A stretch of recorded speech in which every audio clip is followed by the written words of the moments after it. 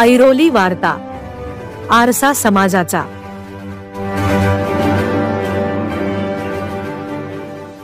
भाजपा पक्षाच्या वतीने नवी मुंबई जिल्हा भारतीय जनता पक्षाच्या विस्तारित कार्यकारिणीची बैठक ऐरोली सेक्टर 15 येथील लेवा पाटीदार सभागृहात कार्यकर्ते आणि पदाधिकाऱ्यांच्या उपस्थितीत पार पडली।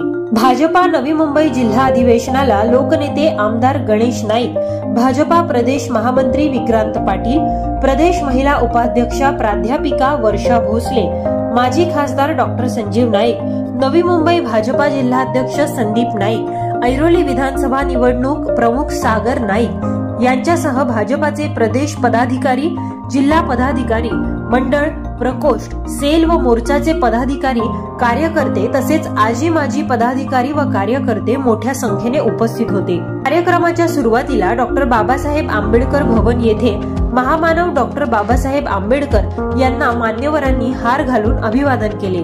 त्यानंतर अधिवेशनाची सुरुवात मान्यवरांच्या हस्ते दीप प्रज्वलन करून करण्यात आली। तर अलीकडेच दिवंगत झालेले भाजपाचे कार्यकर्ते आणि पदाधिकारी यांना श्रद्धांजली अर्पण करण्यात आली। त्यानंतर मान्यवरांचे शाल व पुष्पगुच्छ देऊन स्वागत करण्यात आले।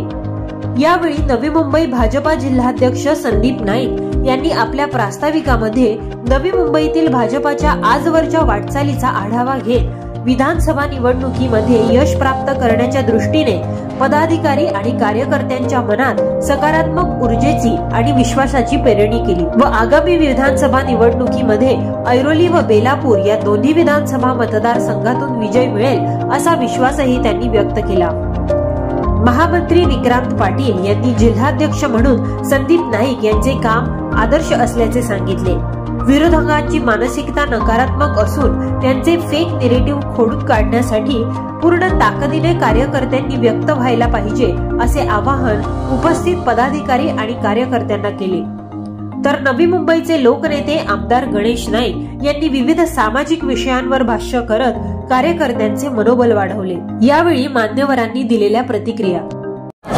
बाब असे की ही नवी मुंबई जिल्ह्याच्या विस्तारित कार्यकारिणीची बैठक चौसामध्ये हे नवी मुंबईचं कार्यकर्त्यांचं एक अधिवेशन, यामध्ये आपल्या देशाचे लाडके पंतप्रधान माननीय नरेंद्रजी मोदी यांनी तिसऱ्यांदा देशाचे पंतप्रधान म्हणून शपथ घेतली आणि त्यांनी देशाची मान जगामध्ये उंचावली, त्याबद्दल त्यांचा ठराव या कार्यकारिणीने केला।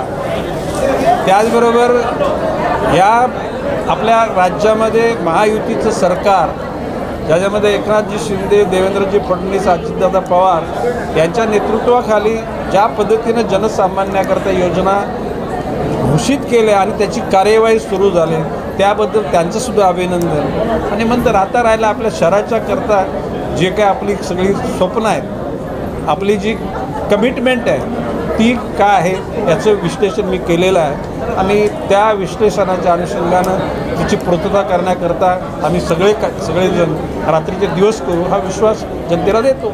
आता बाब अशी आता हे तिथे संदीप नाईकचं कौतुक या मीडियासमोर बरोबर नाही, खाजी तुला काळजी सांगतो।